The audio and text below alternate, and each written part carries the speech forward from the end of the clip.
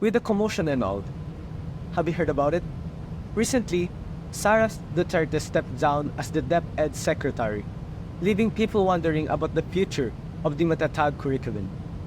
Well, while the objective sounds promising and it aims to address learning gaps in the Philippines, but here's the thing. Do these changes really address the systemic problems in our education system? That's a critical question. While the intentions behind the Matatag curriculum are commendable, it seems like the long-standing issues such as lack of classrooms, outdated textbooks, and persistent teacher shortages remain unaddressed. Exactly. And instead of tackling these core issues, they've introduced a new Bagong Pilipinas hymn and pledge. As if memorizing this will magically solve the deep-seated problems in our education system. Right. It's ironic in any sense because do you really think that reciting this will suddenly help students understand math better or improve their literacy skills? I don't think so. Yeah, me neither. See? At this point, they're just putting Band-Aid on a wound that needs stitches. Honestly, I don't even know. Because it just feels like the government has misplaced priorities. Our resources and energy might be better if we spend it on enhancing educational materials, training teachers, and even improving infrastructures. Well, speaking of teachers, there have been recent protests highlighting their growing dissatisfaction. The Alliance of the Concerned Teachers reported that over 100 educators have rallied against the Matatag curriculum. What are your thoughts on their concerns? Well, for me, their grievances are quite valid. Teachers are facing increased workloads, now handling 7 to 8 classes per day compared to the previous 4 to 6.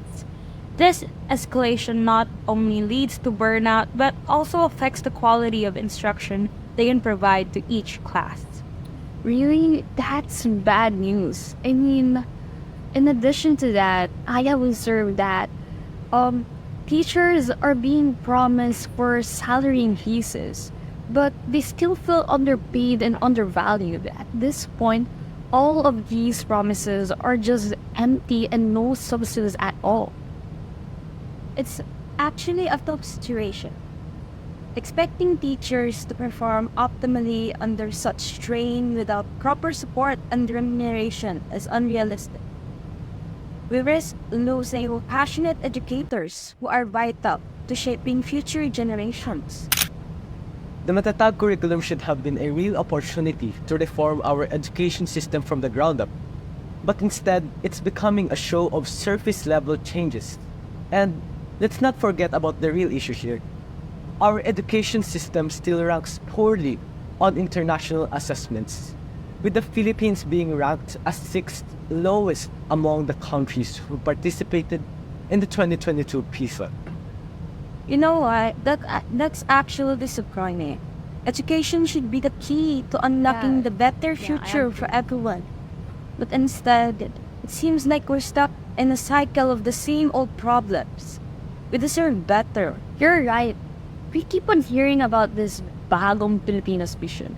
But how can we truly build a nation with these old unresolved issues? I mean, what's the purpose of having a good name, a good image, or a new country if the people behind it aren't equipped with the necessary tools to sustain and build upon it? And with the shortened school year right now, challenges only multiply. Teachers are expected to cover all of the lessons in the amount within a week, with just 45 minutes per subject as observed in some junior high school levels.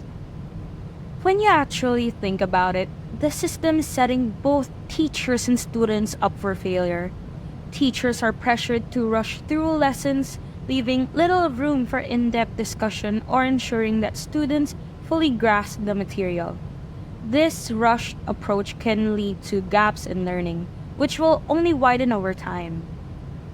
And it's not just the teachers who actually suffer, but we students as well. We are crammed with information at a pace that doesn't even allow us to fully absorb or understand it. This just makes learning more of a survival rather than a genuine understanding. I mean, how can we truly learn and excel when we're not even given sufficient time that we need? You're right. It's honestly a vicious cycle. Overworked teachers and overwhelmed students are both symptoms of a deeper problem. If we want to see real improvement, we need to address these issues head on. This means rethinking how we can structure the school year, how we allocate time for each subject, and most importantly, how we support our teachers in delivering quality education. Yeah, you're right. The situation really calls for a comprehensive review of the curriculum and the overall structure of our education system. So with these points taken into account, we can conclude that The vision of a bagong Pilipinas must start with a solid educational foundation. With this, I think we can collectively agree that we need to work together towards an educational system that truly serves its purpose. exactly. One that prepares both teachers and students to thrive in a rapidly changing world.